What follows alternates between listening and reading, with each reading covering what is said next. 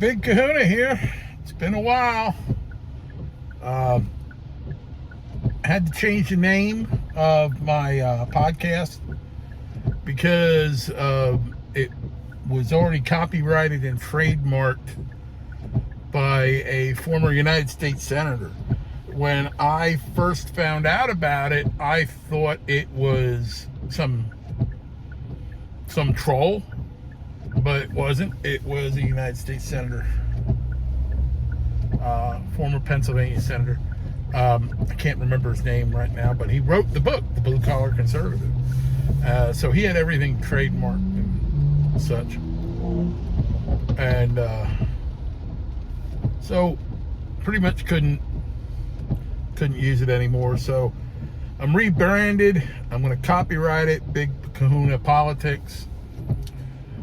So if you see big, fortunately I got to build my base from scratch. So if you see this video, appreciate it, a like, a subscribe, whatever you might do on whatever platform you find it. It would certainly very much be appreciated. All right, well, let's get to the politics. We're running into a lot of issues with the judges and about them being overreach with their outside their district. And the Congress put a bill together about stopping them so that their rulings only pertain to their district. And then it just stopped, like a lot of things in Congress. You know, it just stopped.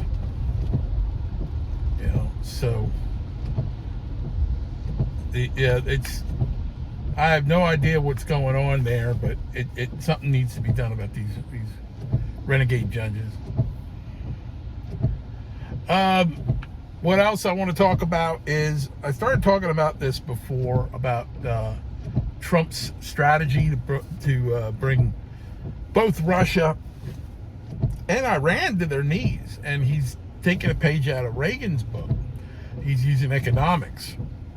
On his recent trip to Saudi Arabia, he asked the Crown Prince to pump and dump $1.2 trillion worth of oil into the world market, which is dramatically decreasing the value of oil. And it's going to help my economy, help our economy, what I'm saying.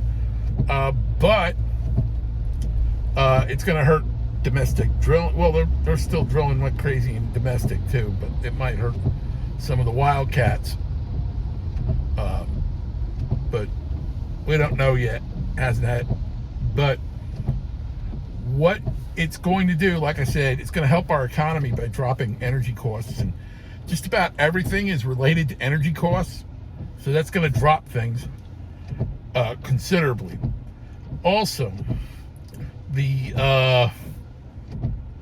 how it's going to hurt the Russians is their economy is based on oil, based on all that Siberian crude they're pumping out, and they're going to be getting less for it, and they're not going to be able to afford the war, and it's going to hopefully bring Putin to the peace table.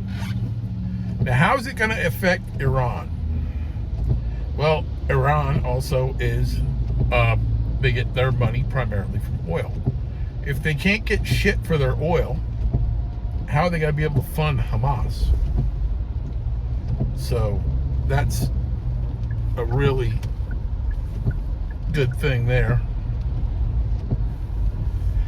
The one thing I have concerns with this economic hardball that Trump is playing with the Russians is, when you back someone in a corner, it's going to do one of two things. It's going to make them acquiesce to your demands, or it's going to make them lash out. And my concern is, Putin's a crazy man. Is he going to lash out at us? And what are the consequences going to be of his lashing out, depending on how much lashing out he does, you know? Could it be something that's a quid pro quo, tit for tat? Oh, I hope not. I pray not. But that could happen. Yeah, he could try to draw us and NATO into the war. That would not be a good thing for him, and I hope he realizes that. But, that's how it is.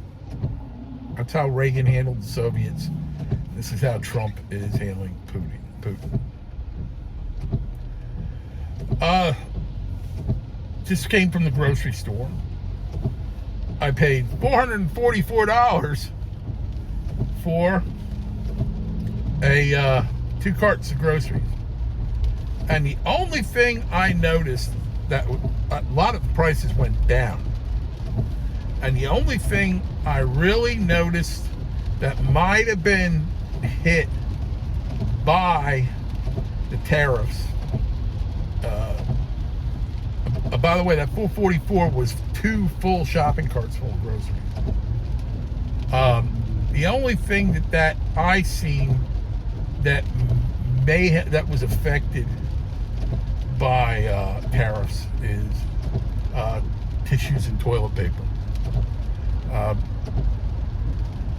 Scott Paper used to be based in Philadelphia, Pennsylvania, and they moved all their jobs years ago. They moved all their jobs to Canada, and most of your toilet paper and tissues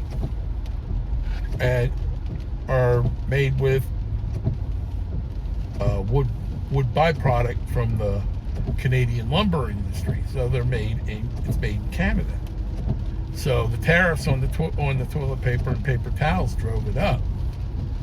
The thing is, Walmart's domestic generic paper products are made in the Midwest. They're made by they're made in Wisconsin, and it's pretty much, I think it's all Wisconsin. So the cheap Walmart paper products were sold out when I was at the store. So that's the one thing I noticed.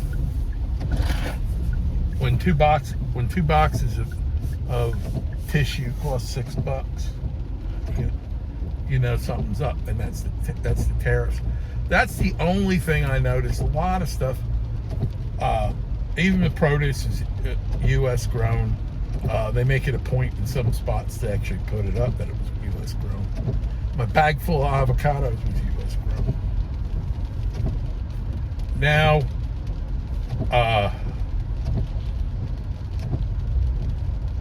my car, since my last video, died. It just died. It was done. Junkyard bound. For those of you who watch these videos, 5 or 10 of you, the car's been nickel and diming me to death. It has been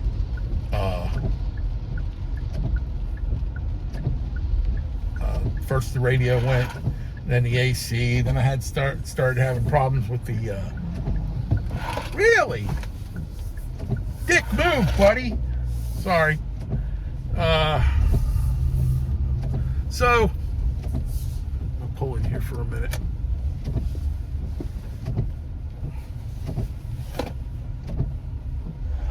So anyways, the Escort, not the Escort, what am I saying? I haven't had an Escort for years. The Avenger died on me. It was nickel and diming me to death. And I started looking for new cars. And the first car I was thinking about buying was a Ford Maverick. And here the Ford Maverick is affected by tariffs. Because the car, like 80% of the car is made in Mexico. It's assembled in Mexico. So I started looking around. Well, here, my daughter-in-law works for Hyundai. And all the Hyundais are made in South Carolina and Alabama. Even the steel for this car is made, it's made, rolled out, and stamped in Alabama. So I started looking at this car, Hyundai Kona, and like I said, it's more American made than a lot of Fords, and definitely a lot more American made than a lot of the Chryslers. So I looked at this car and I couldn't get over how, well, first of all, the technology behind it, and second of all, just how solid it was. And there was no tariff on it. No tariff. And also, I got it at employee pricing because of my daughter-in-law. So I got this car, rolled off the lot yesterday, and it's beautiful. It's got all the bells and whistles. I've never had a car like this that was so loaded. Unfortunately, prices have gone up considerably since I bought my last car. The Avenger I bought in 2013 was $9,000, and that was new, but it was a strictly base model.